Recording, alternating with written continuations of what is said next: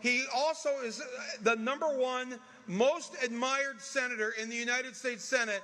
They polled all 50 states, and of the 100 senators, he has the highest approval rating of all 100 senators.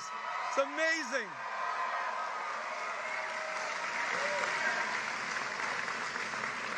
He has the most volunteers. He has the most number of donors with the smallest amount of money, $18.50. And this morning, this really grabbed me, the news this morning, that the story said, amongst our active duty military, those who serve this country in all the armed forces, the candidate who has received the most donations from our active duty service members is Bernie Sanders. Oh!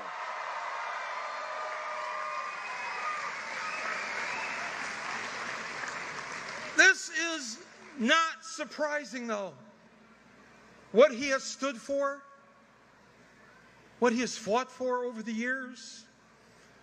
I mean, you go back, you can look this up online. There's a picture of him from 1963. I think he's 19 years old. He's in college. And he's being arrested by the police at a civil rights demonstration, 1963. And he's got a police officer locked into each arm, and he's fighting with them. He's just supposed to be, it's civil disobedience. You just drop your arms, and they arrest you. Not Bernie. He's fighting them. Leave me alone. Leave me alone. Leave me alone. Give me alone. Give me alone. Yes, I'm convinced he talked like that even when he was 19. I said, leave me alone. Look at the picture. And when they put him in the paddy wagon to take him away to jail, they have him chained to 2 black women who are also in chains. It's so powerful that as a young person, way back then, that he was that person that he is today.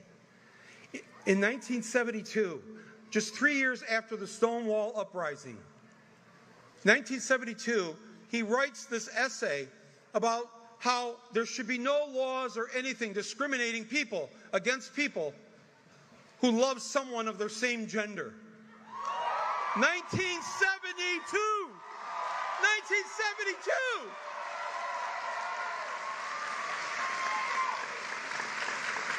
I gotta tell you, I was alive then, and I'm pretty certain the term gay rights didn't even exist. But he was already for gay rights. He was already standing up. And sometimes he was alone when he stood up. Back when it was illegal for women to control their own reproductive system, where the government would decide. Way back then, before Roe versus Wade, in 1973, Bernie, in the late 60s, was writing about how this is wrong and that the government has no business telling a woman what to do. This is in the late 60s. It just goes on and on and on. And so someone last week in Dubuque asked Bernie, well, don't you think you're too old to be president? And he said, well, I have lived long, but what you can see from my years is that I'm the same person in 2020 that I was in 1963. I am the same fighter for what is right and what is just. And he said, and the good thing you get about somebody who's older is, you know, what you know about old people, we don't change. So there's no chance of me changing. There's no chance of me selling out. There's no chance of me being bought by anybody. That's who you want.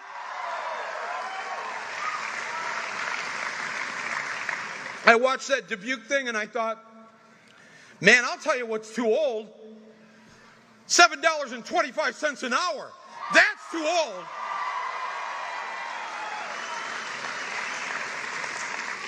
Denying that we're in a climate emergency, that's too old. Women not being paid the same as men, that's too old.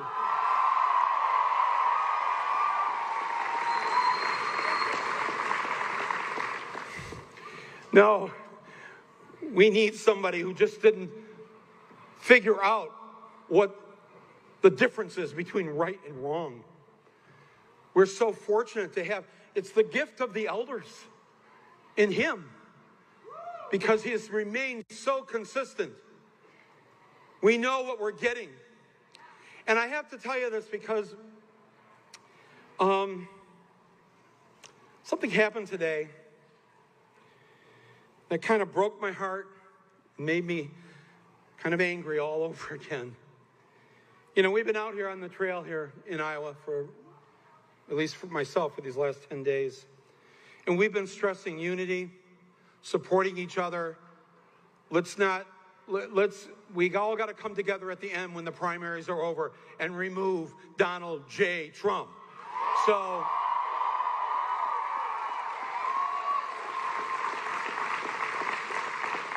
and every day Bernie cautions us, don't say anything, you know, I mean, you can point out the record of our opponents. That's good.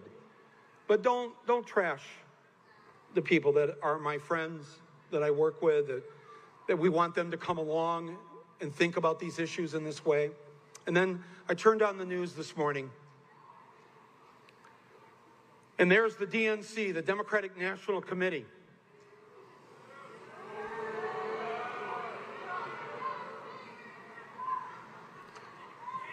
You know, we already have enough to fight with Donald Trump and these enabler Republicans and corporate America and the banks and Wall Street.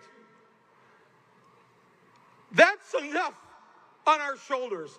But the fact that I'd have to wake up this morning and realize that we have to fight the corporate Democrats, the 1% of the Democratic Party who are thoroughly pissed that Bernie Sanders is now number one, that Bernie Sanders might win this primary season, that Bernie Sanders might be the next president of the United States.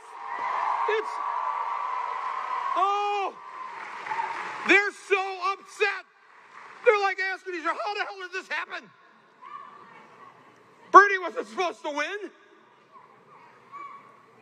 And so today they announced, in this Hail Mary pass of theirs, to try to undo the people's movement. They are removing the rule to be on the debate stage where it says you have to have so many people donating to you. You know, otherwise, instead of 27 people on the stage, there'd be 227 people on the stage. So you had to have a certain number of Americans that would give you a buck. That's all the rule said. But it would to show that there's support. And that's how they determined who would be on that debate stage. Today, they removed that rule because Mike Bloomberg, the billionaire, the Republican mayor of New York City,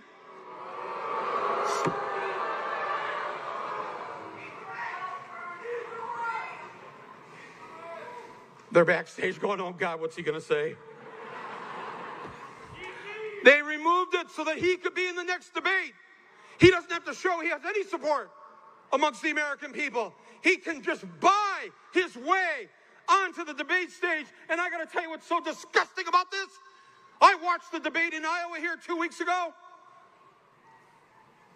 The all-white debate. And the fact that the DNC will not allow Cory Booker on that stage, will not allow Julián Castro on that stage, but they're going to allow Mike Bloomberg on the stage because he's got $1 billion fucking dollars.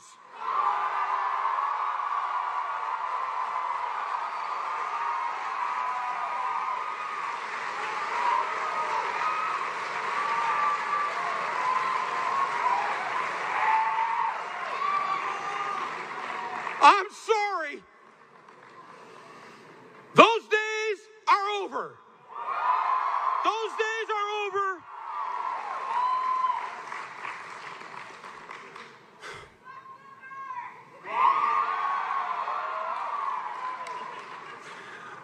There are TV cameras here. What's good? They're going to have to start bleeping 5,000 people in here.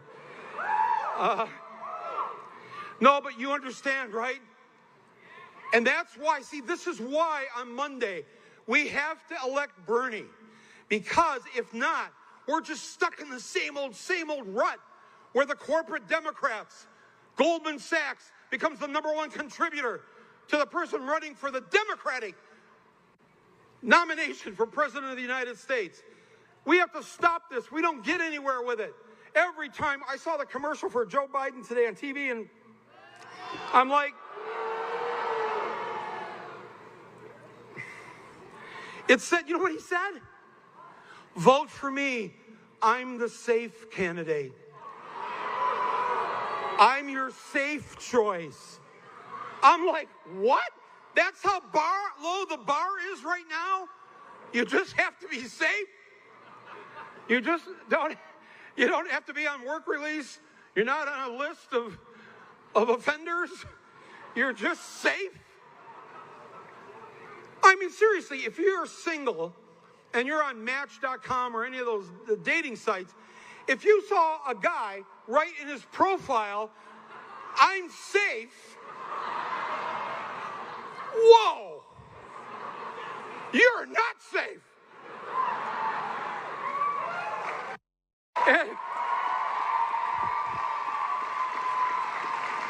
And I'm going to tell you, Joe Biden, here's who's not safe. Those who voted to send us to invade the nation of Iraq. You did that, Joe Biden. You're not safe. Every time that we have run a Democrat who voted for the war, Kerry, Hillary, and now Biden, we've lost. We lose when we put these Democrats on the ballot in November. I'm tired of losing. Aren't you tired of losing? I want an end to this right now.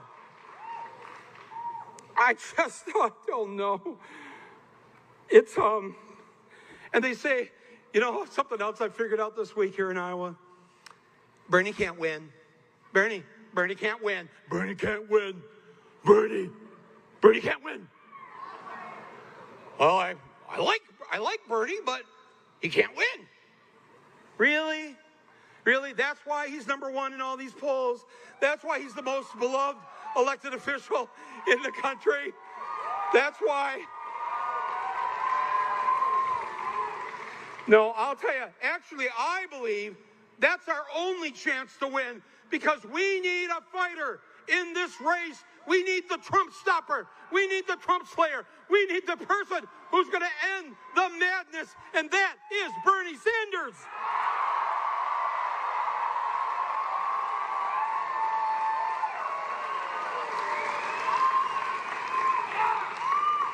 The reason I tell my fellow boomers, I said, listen, well, you've got to listen to the children. And I'll tell you why. If there are boomers in here, why? We have to go with what the young adults want. It's their future. We handed them a life where though we, at our age, we went to college for free. Or nearly free. Right? Boomers? Anybody in here? Right? How much did you pay? How much did you pay when you went to college? $250 a semester. All right, security, protect him. Protect. You've got people in here with 10, 20, 30, 40, 50, $60,000 of debt, and they just found out that you and I and everybody else our age went for fucking free. He was brave enough to tell you the secret. But see, that's the world we've given them. At 22, we put you in a debtor's prison for the next 20 years of your life, 30 years of your life, working off this student loan debt. That's wrong that we've done that. It's wrong that we've left them with a planet where they're going to choke to death, where they're going to drown. That's wrong. It's wrong. And look, I know we did a lot of good things. boomers. But now there's a reason they mock us. Okay, boomers. And that's because they figured out that we've fucked them over. We've left them with a dirty, disgusting planet. We didn't. So listen, but here's a way out. Here's something we can do so that they'll take care of us in our old age. Vote for Bernie. Vote for Bernie.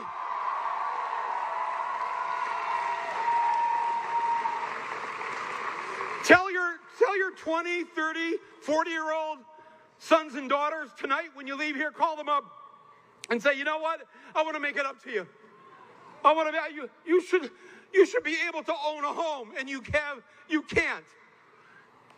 You should be able to go to college and then live your life the way you want to live it and not be a slave to some job that you don't want to be in. And you and your children should be able to live out your natural lives and not have to die before your time because of the poison planet. So here's what I'm going to do. Even though I really like Elizabeth Warren, or I really like Amy, or Uncle Joe, we've known him for so long, I'm not going to vote for them on Monday. I'm going to vote for you. It's my way of making it up to you. To you, to the Gen Xers, to the millennials. We make it up to you by voting for the person who is going to fight for your future. Not our future, your future. Your future.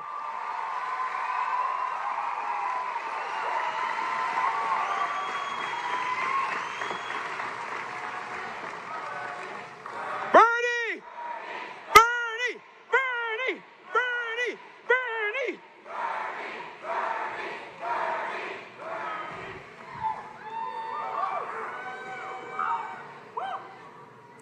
And I just want to say one more thing about whether this is really a democracy. I want to believe that it is. But there's something terribly wrong when the person that we vote for, the person that gets the most votes, doesn't walk into the White House as the next president of the United States.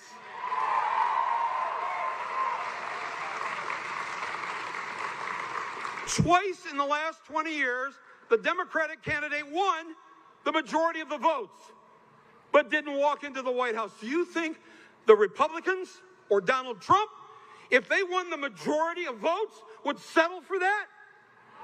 No. No. But we're like, what is it with us? What is it with, yes, I know we're the people of peace and love and kindness and all this, but we have to back that up with some fight in us. We have to be able to say, no, sorry. Sorry, not sorry. We're not going to do this anymore. We're going to fight for ourselves, for our lives. This has to happen because you know what? If you graduate from college and you're $50,000 in debt, $150,000? No, oh my God. Well, I was over at the Smoky Row Cafe, and a woman came up to me. She's a resident here, medical school resident in one of your hospitals, and she said, are you here?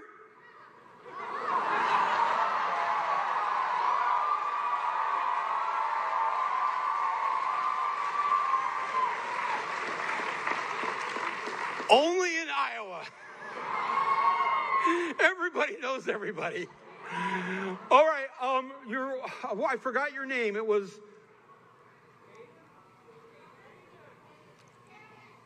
Yes, everybody's naming themselves. I have $300,000 in debt too. She has $300,000 in debt because she wanted to be a doctor. Do you know what the Canadians do if you want to be a doctor?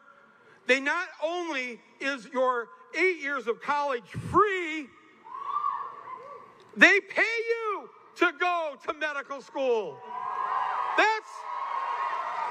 That's what a civilized country does.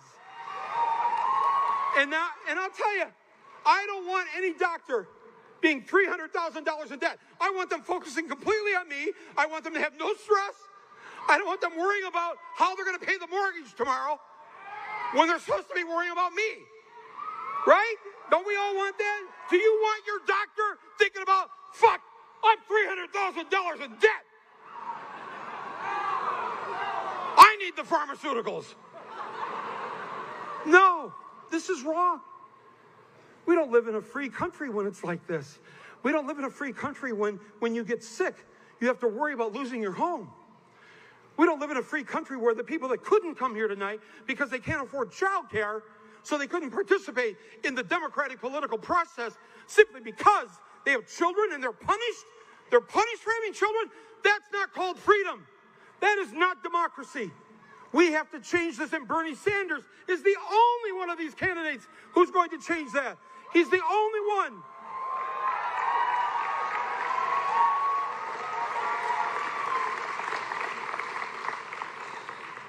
How are we doing over there? Huh? Here? Yeah? Oh, good. Oh, excellent. Okay, great. Sorry. I'm just killing a little time. But, man, I love all of you. I just thank you for coming here. I can't wait.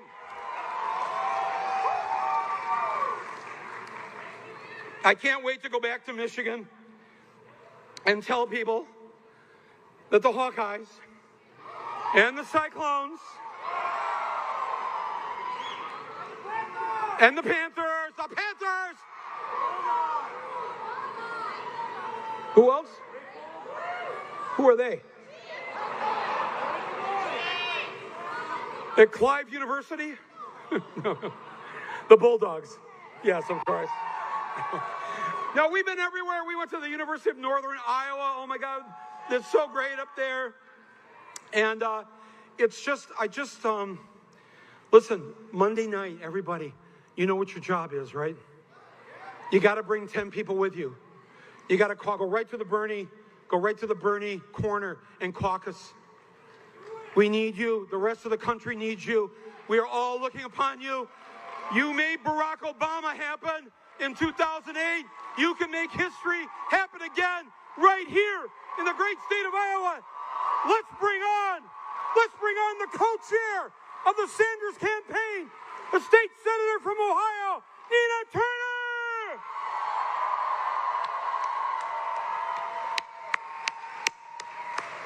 Here she is.